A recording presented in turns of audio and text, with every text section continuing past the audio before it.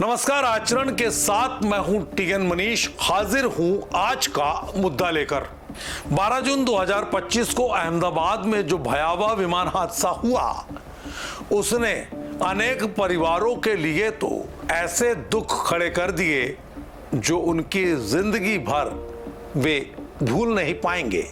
लेकिन अब जांच की बात चल रही है तो जांच एजेंसियां जांच को क्या दिशा दे रही हैं, क्या गति दे रही है, किस तरह ये जांच आगे बढ़ रही है, क्या यह हादसा मानव जनित भूल था या फिर एक तकनीकी त्रासदी से भरा परिणाम था, या ड्रीम लाइनर में कोई ऐसी खराबी थी जिसे उड़ान भरने के पहले अनुमति देने वाले अफसरों ने लापरवाही के चलते अनदेखा कर दिया। आज के मुद्दे में कोशिश करेंगे इस विमान हादसे से जुड़े हर उस पहलू की पड़ताल करने की जो आपके लिए जानना जरूरी है।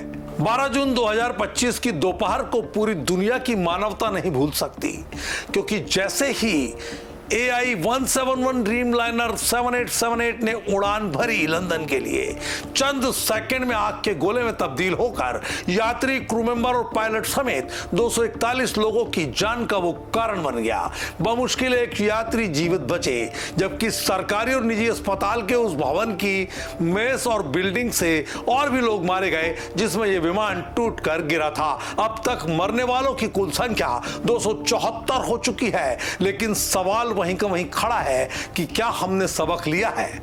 बिल्कुल नहीं। अगर हमने सबक लिया होता तो इंडिगो की एक फ्लाइट को बेंगलुरु में नहीं उतरना पड़ता जो गुवाहाटी से चेन्नई के लिए रवाना हुई थी। 2 घंटे बाद ये बेंगलुरु के एयरपोर्ट से चेन्नई के लिए उड़ान भर पाई, क्योंकि पायलट ने इसमें फ्यूल मेडिकॉल दी थी। यानी बड़े हादसे से नसीहत हमारा एविएशन नहीं ले पाया। बात ड्रीम लाइनर की तो विसंगतियों की भरमार है, क्योंकि इंजन की विफलता, एक इंजन की ओवरहॉलिंग, दूसरे इंजन की सर्विस बाकी। विशेषज्ञों का मानना है हादसा कई कारकों का नतीजा हो सकता है। अभी अंतिम निर्णय पर पहुंचना बाकी है, क्योंकि यह जांच लंबी चलेगी। भारत के इतिहास में दशकों में हुआ सबसे बड़ा विमान हादसा, और इसने एविएशन सुरक्षा पर गंभीर सवाल खड़े कर दिए।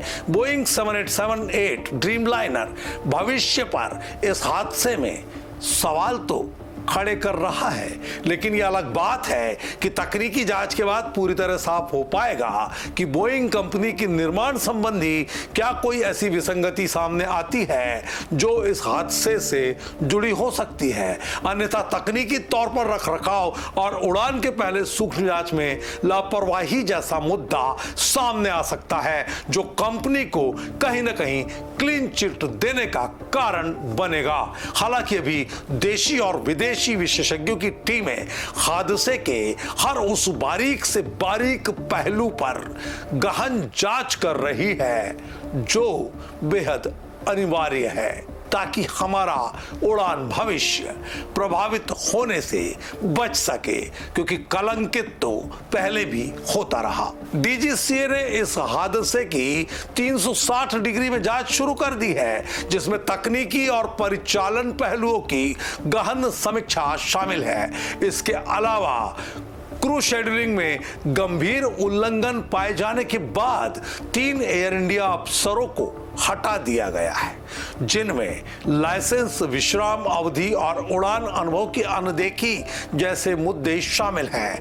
प्रारंभिक जांच से पता चलता है कि फ्लैप्स और नियंत्रण सतहें ठीक से कॉन्फ़िगर की गई थी और रेम एयर टरबाइन यानी रेट क्रश के समय सक्रिय था, जो संभावित ड्यूल इंजन विफलता की ओर तगड़ा इशारा है। ब्लैक बॉक्स बरामद हो गया है और जांच जारी है। हालांकि अलग अलग अनुभवी पायलट्स के इस मामले में अलग अलग बयान हैं। दरअसल तकनीकी विसंगति की बात करें तो इस विमान की आखिरी सर्विस 2023 में हुई थी और इसे 2025 में इसके इंजन की 2025 दिसंबर में सर्विस होनी थी। मार्च 2025 में एक इंजन इंस्टॉल किया गया था। अभी तक किसी भी सीधी लापरवाही का सबूत नहीं मिला है, लेकिन डीजीसीए ने एयर इंडिया के बोइंग 787 फ्लीट पर अतिरिक्त सुरक्षा जांच के आदेश दिए हैं, जिनमें ईंधन parameter monitoring, electronic engine control system की जांच शामिल है। कई विशेषज्ञों का मानना है कि यह हादसा अनेक कारकों जैसे इंजन विफलता, फ्लैप्स की समस्या या बर्ड हिट का परिणाम हो सकता है। हालांकि आधुनिक एविएशन में निर्माता की खामी अति दुर्लभ मानी जाती है। बोइंग 787 ड्रीमलाइनर के भविष्य के बारे में यह पहला फैटल क्रैश है और यह संभावित रूप से इसके लिए अधिक कड़े सुरक्षा मानकों की मांग कर सकता है। लेकिन जब तक कोई महत्वपूर्ण खामी नहीं मिलती, इसके भविष्य पर कोई बड़ा असर पड़ने के आसार नहीं हैं। इस हादसे के तत्काल बाद directorate general of civil aviation ने एक 360 डिग्री की जांच शुरू कर दी है। इस जांच के परिणाम आना बाकी है। इसमें तकनीकी, परिचालन और सुरक्षा पहलू शामिल हैं। विमान दुर्घटना जांच ब्यूरो AAIB ने, जो नागरिक उड्डयन मंत्रालय का अभिन्न अंग है, जांच का नेतृत्व किया है। अंतर्राष्ट्रीय विशेषज्ञ इसमें शामिल किए गए हैं, जैसे अमेरिका से NTSB और UK के विशेषज्ञ भी इसमें पूरी सहायता कर रहे हैं। 20 जून 2025 को DGCA ने एयर इंडिया के खिलाफ कड़ी कार्रवाई करते हुए 3 बड़े अफसरों को हटा दिया है। फिलहाल अतिरिक्त प्री डिपार्चर तकनीक जांच के आदेश और ईंधन parameter monitoring, cabin air compressor, electronic engine control system test और ऑयल चेक शामिल हैं। इसके अलावा मंत्रालय ने एक ऐसी समिति बनाई है जो अपने स्तर पर स्टैंडर्ड ऑपरेटिंग प्रोसीजर बनाकर 3 महीनों में इसके संचालन के लिए पूरी तरह से अपनी रिपोर्ट सौंपेगी। फिर मंत्रालय इसको अमल में लाएगा।